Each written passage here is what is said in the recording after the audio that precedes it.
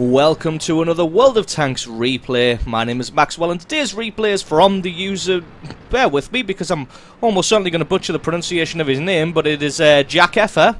He's driving the Leopard 1 on an assault battle on Erlenberg. It may be Jake Effer rather than Jack Effer. Jack? We'll call him Jack just because it's easier. And he's, like I said, driving the Leopard 1, which is a tier 10 medium tank for the Germans.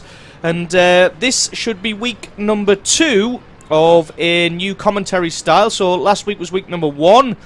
I know that it wasn't 100% all the way through. I did slip back into old style commentary from time to time, but I think sometimes when exciting stuff happens on the screen, it should be treated in an exciting kind of way, with more of the sort of the esports kind of commentary style. So I may slip into it every now and then, just one out of habit, because like I said, it's been 3 years that I've been using this kind of commentary style, and out of a little bit of necessity, because like I said, exciting stuff I think should be treated in an exciting way. So he was heading on the left-hand flank, just trying to get up on the high ridge, as you saw there, quickly, to see if he could spot out some of the enemy tanks, this being a very quick medium. This Tiger 2 isn't quite in cover. He's probably going to take cover now after being hit in the turret. Nope, he's going to sit stock still.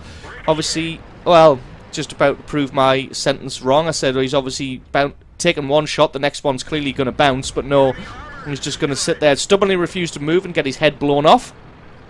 Which, I mean, I don't know exactly what he thought was going to happen there, but pretty much what we all thought was going to happen did happen. Jack Effer took him out.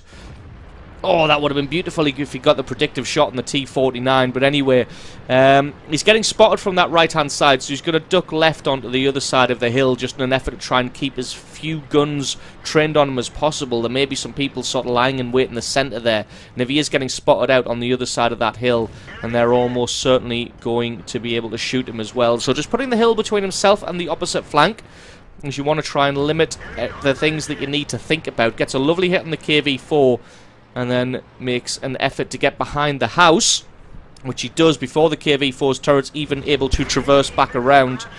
Unfortunately, KV-4 has strong armor, and his second shot isn't able to penetrate. His third one is, though, which is very nice. Like I was saying, you want to try and just concentrate on one fight at a time, and that's exactly what Jake Effer's doing. He's concentrating on these guys in the north here and taking them out as quickly as possible. Unfortunately, the M53-55 also wants to try and get him out of the game as quick as possible, but he's doing a good effort at staying alive.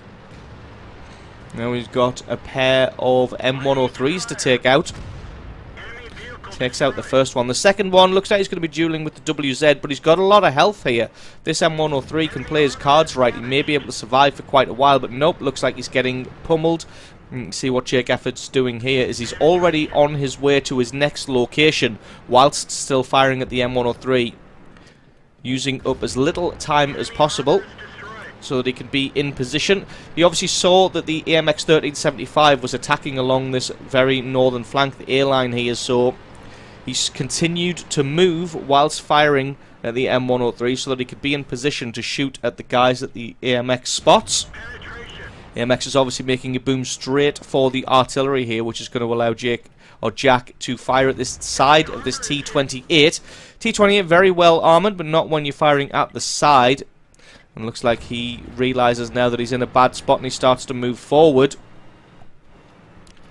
And he's got some support on his right-hand side in the E100 and the VKB. Now it's just a case of sit here and lay some shots down into the enemy. There isn't really any flanking opportunities available. I'm very surprised that the enemy artillery is still alive, considering that they've been spotted for quite a while now and they haven't moved at all. Looked like one of them was making some slow moves, but maybe it's time for Jack to use the cover of this terrain.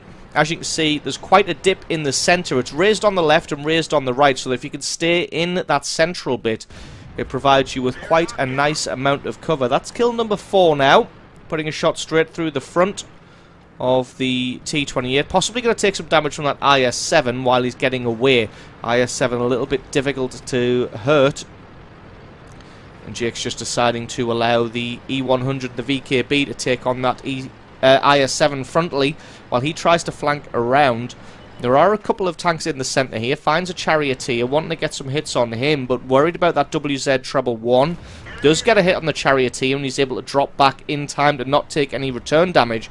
And that's really the mark of a good player, is knowing the situation, knowing the terrain around you, and knowing when you'll be able to pop out, get a shot at an enemy tank, and then get back into cover without them returning any damage.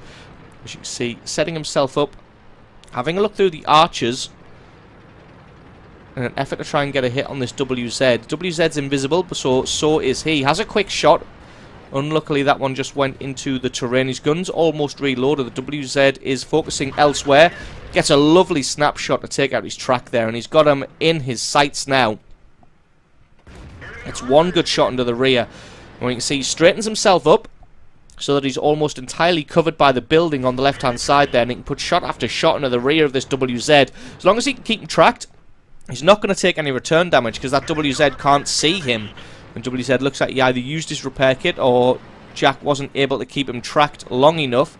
But the reload of this Leopard 1 is quite astonishing. Didn't quite get a penetrating hit for the last one there, but the ST-1 is able to take him out. And it looks like Jack's having a little bit of an unfortunate time here. He's gotten himself 7,000 points of damage, but only 4 kills. Every time he goes to shoot someone, it looks like somebody else lands the hit just in before him and picks up the kill.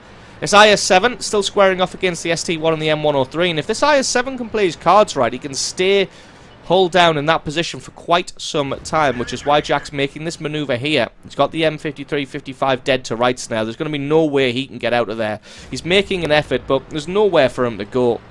And the bat chart 155-58 also in the area there. Looks like the ST-1, the M103, making a move. Was having a look at the bat chart, but he's still in cover. Now he's going to go for this IS-7. But IS-7 is still made out of Sovietanium. Not quite able to get a shot through the rear armor or even the side armor. This thing is just so difficult to damage. But as you can see, the Allies doing a fantastic job here of closing him down from 3 different directions. The M103 is engaging him from the front, the ST-1 from the side, and Jack Effer from the rear here. Looks like a sneaky E75 has arrived now. And this IS-7's the only guy left. He's tracked in the open. Can they take him out? One more hit is all it takes, and that is the game. So awesome replay there from Jack Effer, showing off his skills in the Leopard 1. Picking himself up 8,400 points of damage, 4 kills, and a well-deserved victory coming up big for his team. So awesome replay from you. Thank you very much for sending that one in. Don't forget, guys, if you've got yourself a great replay, then send that into replay@screenreality.com. The link for that's in the description. Just attach the replay file itself or the link to the What Replay website to the email, and I can check that one out for you. And don't forget, if you enjoyed this video, you found it useful, informative, you learned something, or you just thought it was fun, think about hitting that subscribe button, because there's a lot more World of Tanks content on this channel. I've been Maxwell, it's been a World of Tanks replay, and I'll catch you guys next time.